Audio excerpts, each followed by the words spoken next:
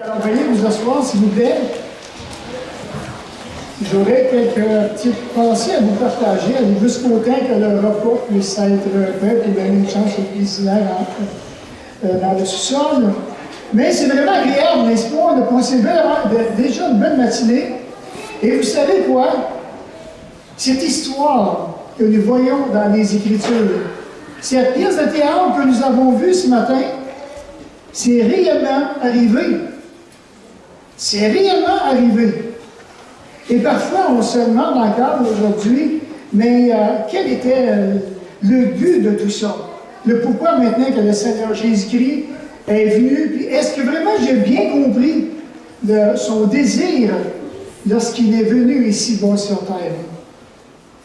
Qui parmi nous ce matin ne s'est jamais posé cette question, d'où vient la méchanceté dans ce monde-là? Sûrement que vous vous êtes déjà arrêté et on se pose cette question. Mais la Bible répond à cette question. D'ailleurs, David expose à maintes reprises la méchanceté qu'il y a dans le monde. Et de voir qu'en face de l'ampleur de la méchanceté, David trouve en quelque part un puissant consolateur. Parce que lui-même, à maintes reprises, à travers la méchanceté dans le monde, il dit « L'Éternel restaure mon âme. » L'Éternel restaure mon âme. C'est-à-dire que le Seigneur se soucie des dommages à mon âme que la méchanceté me cause. L'Éternel répare.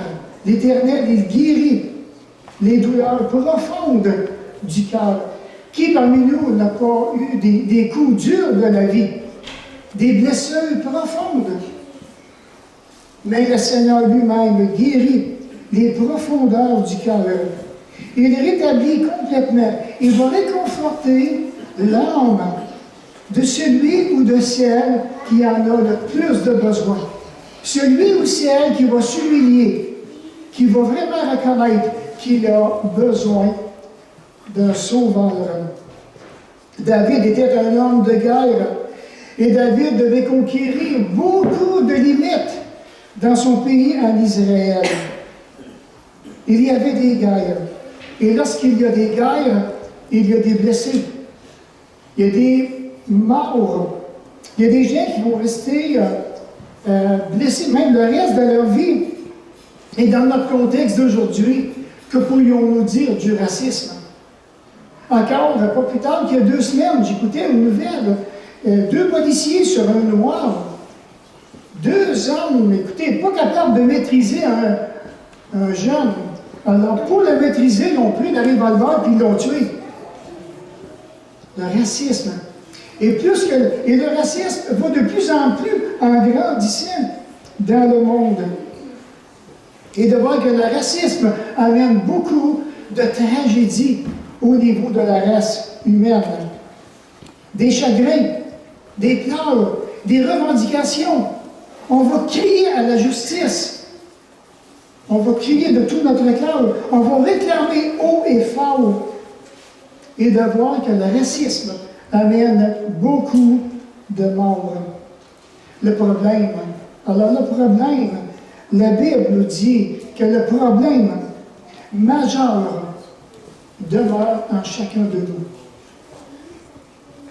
Le problème majeur demeure en chacun de nous. Le problème demeure dans mon cœur, dans mon âme, dans mon esprit. C'est là qui est le problème.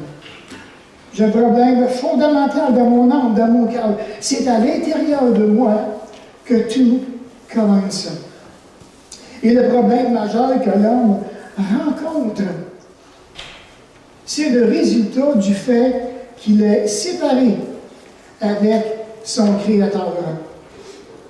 L'homme est séparé du Créateur. Et nous avons grandement besoin d'être, que notre âme soit restaurée. Qui parmi nous ce matin n'a pas besoin que dans son âme, dans son cœur, que ça puisse être restauré, qui veut dire réparé.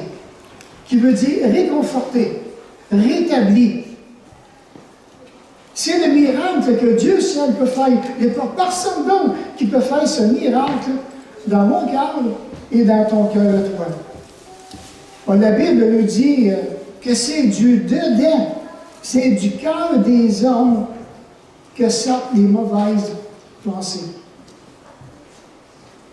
Les adultères, les débauchés, les meurtres, les vols, les cupides, les convoitises, la méchanceté, la fraude, le dérèglement, le désordre, le regard envieux, la calomnie, l'orgueil, la folie.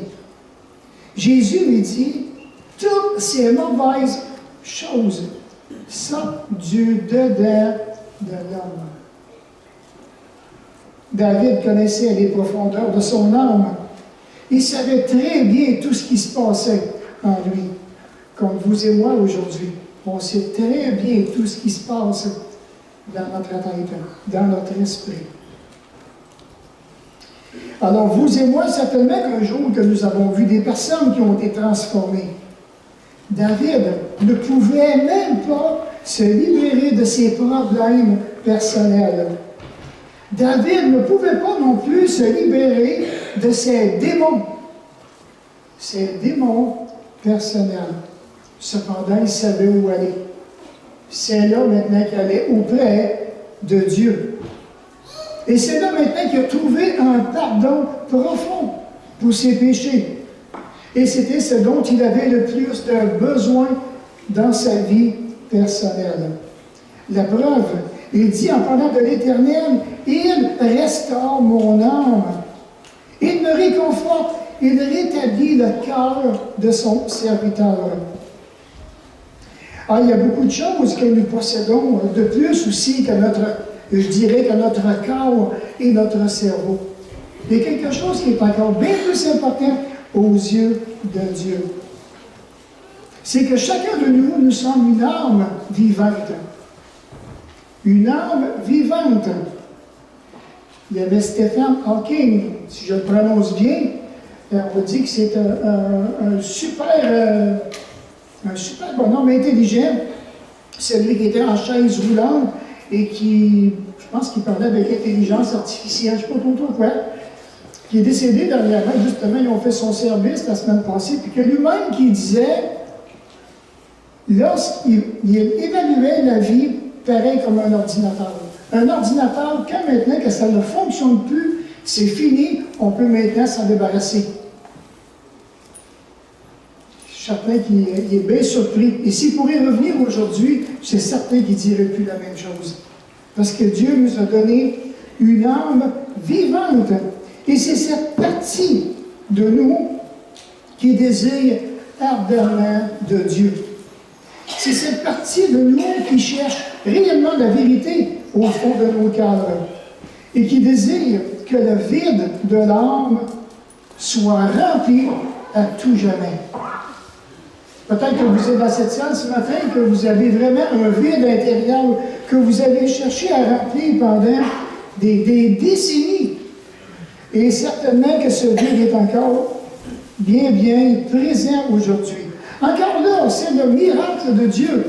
Dieu seul peut venir combler cet immense trou dans ton âme, dans ton esprit, ce vide qu'il n'y a pas personne d'autre qui peut combler. Il y a un deuxième problème que David n'avait pas encore résolu, et c'est celui de la souffrance humaine. On dit qu'heureusement, de nos jours, aujourd'hui, la science a progressé dans cette direction-là. Et ça a contribué, je dirais, à repousser beaucoup de types de souffrances auxquelles nous pouvons faire face. Je pense, par exemple, à ceux qui sont sur leur lit, de souffrance, de douleur, et que maintenant, avec une dose de morphine, la douleur semble comme disparaître. Je me rappelle le temps où on allait à l'hôpital et qu'on entendait des malades crier tellement que la douleur était intense, que ça faisait mal. Et aujourd'hui, maintenant, avec la morphine, C'est quelque chose qui va comme engourdir cette douleur-là. Alors, je crois que nous sommes tous d'accord et que nous n'avons jamais rencontré une personne dans ce monde qui n'ait jamais eu de soucis personnels. Qui parmi nous n'a pas de soucis? La question se pose. Alors maintenant, pourquoi souffrons-nous? Pourquoi tant de souffrance ici-bas sur la terre? Vous savez, il y a dans la parole de Dieu certaines informations qui nous sont données, qui vont expliquer certains buts de la souffrance. Je ne peux pas vous en parler ce matin, on serait ici pour des heures et des heures. Mais je dois avouer que nous n'avons pas toutes les réponses concernant maintenant la façon dont la souffrance peut se présenter à un et à un autre. Il nous est impossible d'expliquer l'inexplicable. C'est impossible. Encore là, seul le Créateur pourrait répondre en profondeur à cette question. Il n'y en a pas d'autre. Pourquoi qu'il peut répondre? Parce qu'il est bel et bien vivant.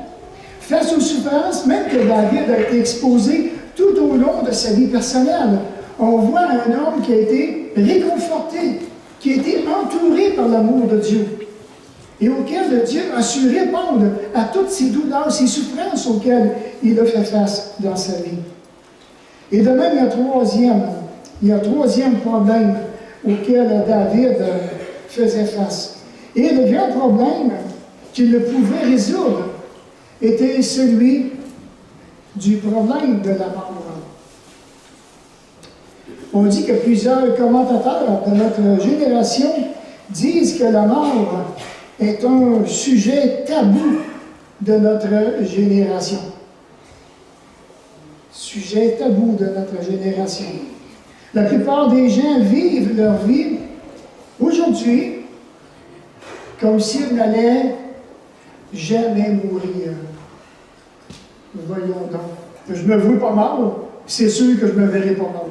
C'est certain que je ne me verrai pas. Mais je sais une chose. Nous avons tous rendez-vous.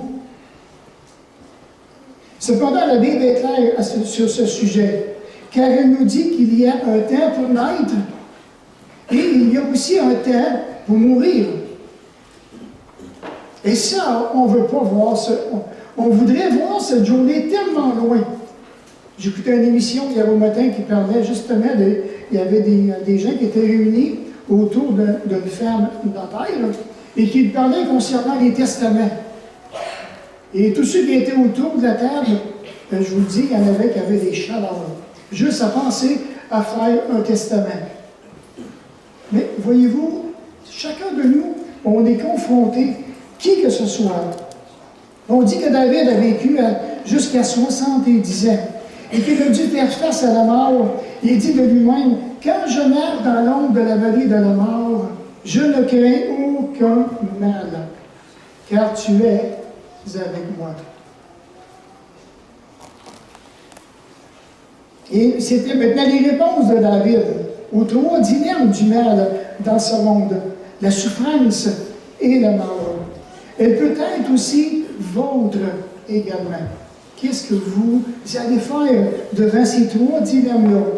Si vous cherchez réellement le Dieu vivant, et si vous lui permettez qu'il vienne combler le vide de votre cœur, de votre âme, il va vous donner de l'espoir pour le futur. Un espoir vraiment des plus agréables. Tantôt, dans mon introduction, je vous ai posé la question suivante. Connaissez-vous la raison pour laquelle Jésus est réellement venu? Je ne sais pas si je peux avoir le PowerPoint. Je vais demander à mes techniciens en arrière concernant le PowerPoint que j'avais préparé.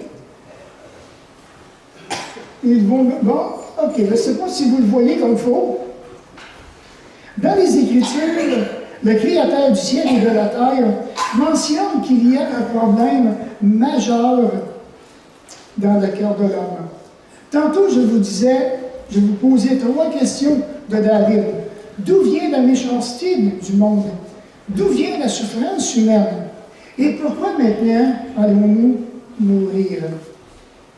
Mais la parole de Dieu nous dit ceci, que les pensées du cœur de l'homme sont mauvaises dès sa jeunesse.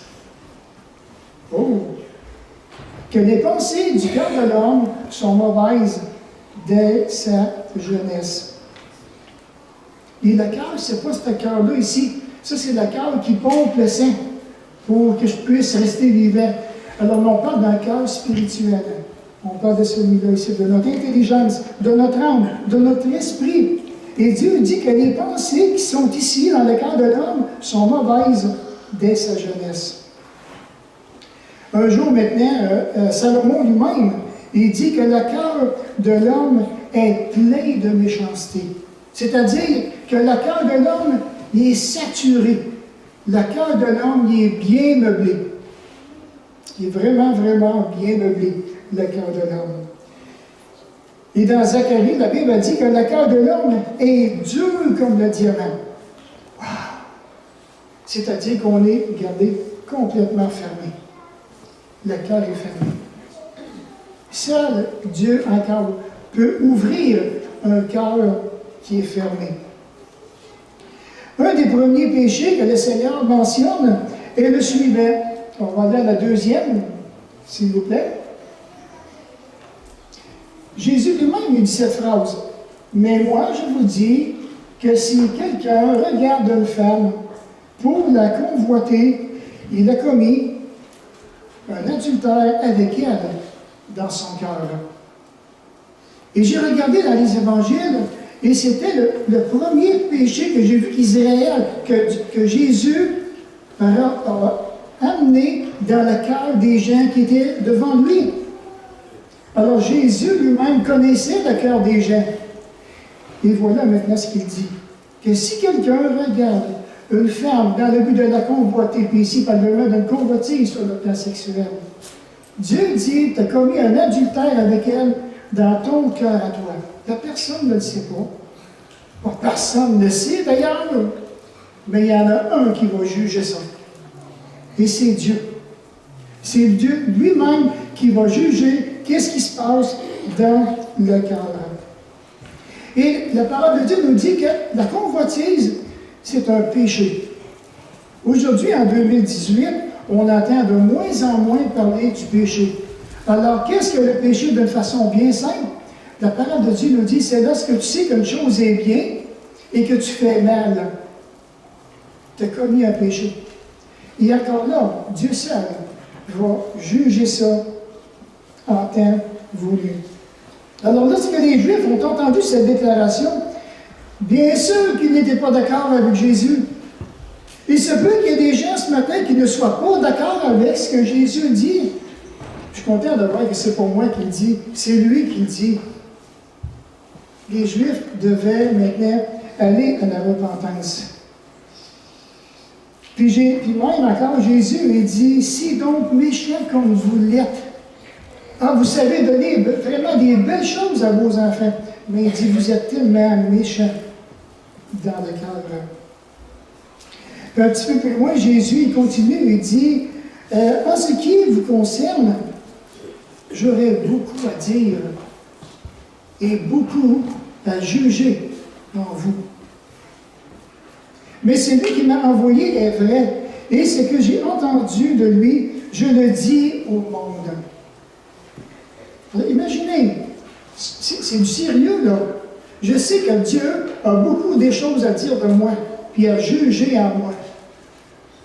Que je le veuille, que je ne veuille pas, je ne passerai pas à côté. Je ne passerai pas à côté. Dans la prochaine que je vais vous montrer, qu'on va vous montrer ici, je vous dirais, pour bien illustrer, on voit maintenant l'homme qui est en bas, qui est représenté par toutes sortes de flèches. On voit maintenant le Dieu qui est dans son ciel.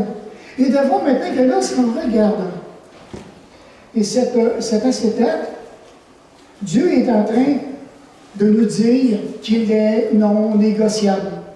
Alors, et ça, maintenant, cette partie-là, ici en bas, ça pourrait tous nous représenter.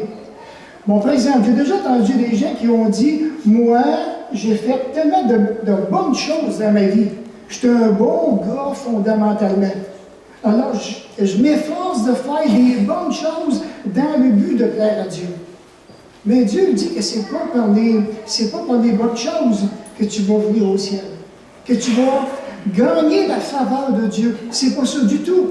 Il y en a qui vont dire, ben moi, j'aime mieux vivre et laisser vivre. Regarde, de même, je n'achète personne, et puis je suis certain que Dieu va approuver ma ligne de conduite.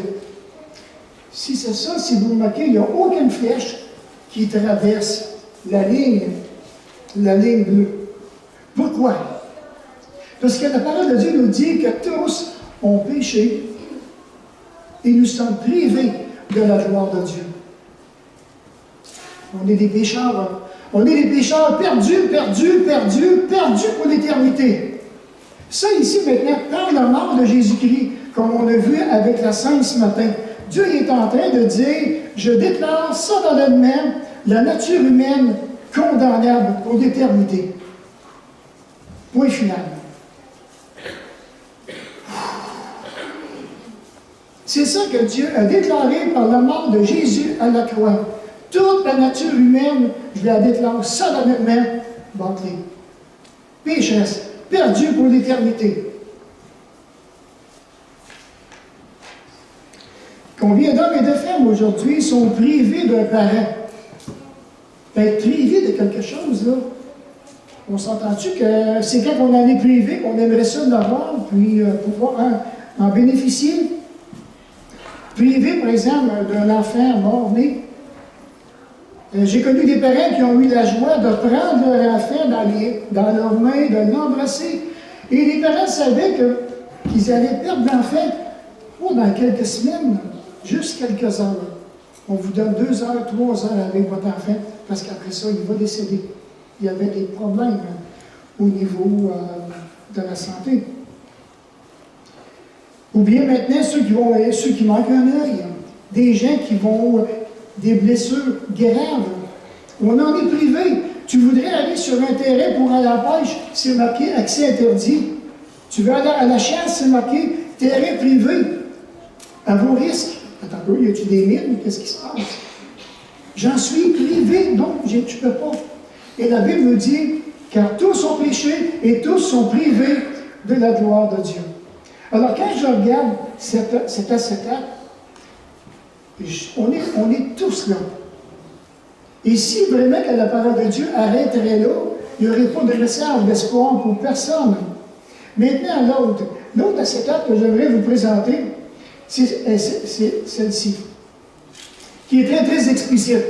Puis même, je pourrais vous dire, avec l'autre acétate qu'on avait tantôt, je pourrais donner une autre illustration du fait qu'on pourrait mettre toutes les religions là-dedans ça. Toutes les religions parlent de Dieu, mais il n'y en a pas une qui mène à Dieu. Croyez-le ou non. Il n'y en a pas une. Mais maintenant, ici, c'est tout le contraire. Pensez-y. Nous, les humains, on a fait tout ce qu'on a pu pour essayer d'atteindre Dieu, pendant le temps que Dieu, dans sa sagesse, avait déjà répondu. Alors, la flèche rouge que vous voyez qui descend ici, dans votre gauche, parce que moi, c'est à ma droite, c'est Dieu qui a envoyé son Fils. Depuis l'éternité passée, Dieu avait prévu un plan des plus merveilleux. Il a dit à son Fils, tu vas descendre vers les hommes et tu vas leur dire réellement ce à quoi ils doivent s'attendre s'ils veulent venir dans notre royaume ici, avec nous pour l'éternité. Jésus est venu. C'est réellement vrai que Jésus est venu. Alors ça, dans cette ligne, on pourrait dire, oui, car Dieu a tant aimé le monde. Je ne sais pas si vous saviez, vous êtes des gens aimés de Dieu. Qui que vous soyez dans cette salle ce matin. Qu'importe ce que vous avez fait dans votre vie, des choses glorieuses, des choses honteuses, Dieu vous aime tel que vous êtes, il m'aime tel que je suis.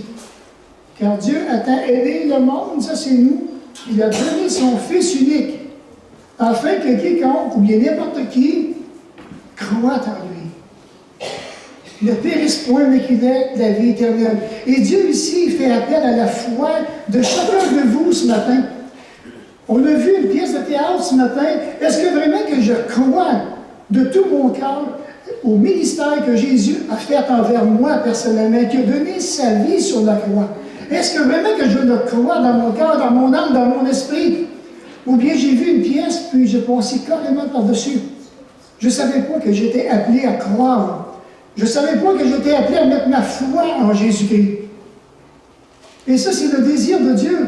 C'est pour ça qu'il dit, car Dieu a tant aimé le monde, qu'il a donné son Fils unique, afin que quiconque parmi nous croit en lui ne périsse point, mais qu'il ait la vie éternelle. Si le Père Céleste serait ici, il dirait, les amis, je vous ai donné un seul chemin pour lequel vous puissiez m'atteindre. Allez vers lui. Parce que Jésus lui-même, il dit, je suis le chemin, la vérité, la vie. Nul ne vient au Père que par moi. C'est Jésus qui mène au ciel. C'est Jésus qui peut remplir le vide de ton cœur. Il n'y en a pas d'autre. Et Jésus, lorsqu'il était avec ses amis, avec ses disciples, il les a posé vraiment une belle question. Et vous ne voulez pas venir à moi pour avoir la vie? Il parle de la vie éternelle. Il désire te donner la vie éternelle. Comment ça coûte? C'est gratuit. Il veut pardonner. Certainement que ce matin, dans cette salle, il y a des gens qui sont lourdement chargés. C'est pour ça qu'il dit, venez à moi, vous tous, qui êtes fatigués et chargés, et je vous donnerai du repos. Mais tu as un pas de foi à faire. Il dit, viens à moi. Il dit, moi, en retour, je vais te donner mon joug. Car mon joug est léger, et mon fardeau est doux. Et c'est ce qu'il voudrait faire. Puis en plus, maintenant, ici, je vous dirais, le réconfort, c'est qu'il n'y a maintenant aucune condamnation pour ceux qui sont en Jésus-Christ. Aucune condamnation. C'est vraiment agréable. Et maintenant, Dieu, où est-il? Que fait-il? Il cogne à la porte de ton cœur. Il cogne à la porte de ton cœur. Qu'est-ce qu'il voudrait? Il voudrait simplement que tu puisses ouvrir la porte de ton cœur. Le problème, c'est qu'il n'y a pas de poignée à l'extérieur. Il ne peut pas l'ouvrir. Il a vu cette poignée est par en dedans. Et c'est toi seul qui peux ouvrir cette poignée-là. Et inviter Jésus-Christ à venir entrer dans ta vie. Ne serais-tu pas content de partir d'ici avec le ciel dans le cadre? D'être un homme complètement pardonné, une femme complètement pardonnée? Tu n'aimerais pas ça? Que tous tes péchés que tu as faits depuis ta jeunesse, arriver et dire, hey, tout est pardonné. Et tout ça à cause de ce que Jésus a fait à la croix. J'aurais une question à vous poser. Y a-t-il une raison valable pour laquelle tu ne veux pas recevoir son pardon et la vie éternelle que le Père aimerait t'accorder? Y a-t-il une raison valable? Vous vous souvenez tantôt dans la pièce, quand notre ami Steve a parlé, il a dit vraiment une parole que Jésus a dit lui-même. Tout est... Pardon? Accompli. Tout est accompli. C'est extraordinaire. Jésus lui dit, vous avez simplement qu'à venir vers moi. Venez à moi, c'est moi qui est le sauveur de l'humanité.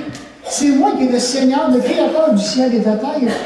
Venez à moi, tout est accompli. Faites-moi confiance. C'est ça qu'il est en train de dire. Tout est accompli. Le croyez-vous que tout est accompli? Ça ne parle pas fort, oui? Le croyez-vous que tout est accompli? Oui! Oui! Et vous avez raison de dire oui, que tout est accompli. Tout ce qu'il demande maintenant, est-ce que tu es prêt à venir à lui? T'as répété du cantique, hein? Tel que je suis sans rien à moi. Versé pour moi, et ta voix qui m'appelle à toi, agneau de Dieu, je viens, je viens. On va se trouver dans un mot de prière, s'il vous plaît. Et s'il y en a qui sont ici ce matin, et qui ne savent pas comment venir à Jésus. Quoi faire? Qu'est-ce qu'on doit demander? Bien, je vais vous suggérer une prière. Ce n'est pas une prière de magie, c'est du sérieux. Si vraiment que tu reconnais dans ton cœur, dans ton esprit, dans ton âme que tu as péché, si tu reconnais qu'il y a un vide qui est là, que tu ne peux remplir, eh bien, je t'encourage à dire ces paroles. Réfléchis-la beaucoup dans ton cœur. Moi, je les ai réfléchis un jour. Et alors, ces paroles ont changé ma vie. Vous pourriez lui dire, Seigneur Jésus, merci de l'amour que tu as manifesté à la croix pour moi. Pensez-y. Merci Jésus pour l'amour que tu as manifesté à la croix pour moi. Merci d'être venu sur cette terre pour m'apporter la paix, la réconciliation avec le Père. Merci d'être venu sur cette terre pour m'apporter la paix, la réconciliation avec le Père. Si vous reconnaissez que vous avez réellement péché, dites-lui, je reconnais en moi-même et humblement que j'ai péché contre toi. Dites-lui, au plus profond de votre cœur, au plus profond de votre âme, que vous êtes consciente que vous avez péché et que c'est lui que vous avez offensé. Dites-lui, j'accepte ta grâce et ton pardon. Acceptez le pardon de Dieu. Vous allez voir comment est-ce que ça libère. Acceptez-le. Dites-lui, je te demande de venir dans ma vie maintenant. Je te reçois comme mon Seigneur et mon Maître. Dites-lui. Demandez-lui qu'il prenne le contrôle de votre vie. Dites-lui aussi, fais de moi ce que je devrais être à tes yeux. Remerciez-le pour le don de la vie éternelle qu'il vous a accordé. Remerciez-le de vous avoir pardonné maintenant si vous avez reconnu humblement que vous étiez pécheur devant lui. Remerciez-le pour son immense pardon. Et remerciez-le d'être maintenant dans votre vie. Parce que si vous avez fait cette prière, que vous avez été sincère, vous devriez savoir maintenant que vous êtes un homme et une femme pardonnés. Que vous avez maintenant la vie éternelle, comme la parole de Dieu le dit, parce que vous l'avez demandé. Et c'est ça la foi. La foi désire que l'on croit en Jésus, que l'on croit en ses paroles. Je termine par un mot de prière et ensuite, on va chanter un dernier cantique. Notre bon Père Céleste, pour une fois qu'on vient, on veut vraiment te remercier pour ta présence avec nous. Merci encore pour cette belle journée. Comme tantôt, le cantique, on entend Dieu que Jésus est vivant, qu'il est bel et bien ressuscité. Et nous pouvons le témoigner à cause qu'il restaure nos âmes. Il nous fait du bien intérieurement. Il nous affermit, il nous console, il nous guérit. Je t'en suis vraiment reconnaissant. Encore une fois, mon Père, merci de tout l'honneur que tu nous as fait d'être présent parmi nous ce matin. Merci pour cette pièce de théâtre que nous avons eue, pour tous ceux et celles qui ont été impliqués dans cette pièce. Merci d'avoir touché mon cœur. Et merci de tout l'amour que Jésus a démontré à la croix en se donnant, en s'offrant lui-même comme l'agneau pascal. Alors Seigneur, on tient vraiment à te bénir en nos cœurs. Au nom de Jésus. Amen.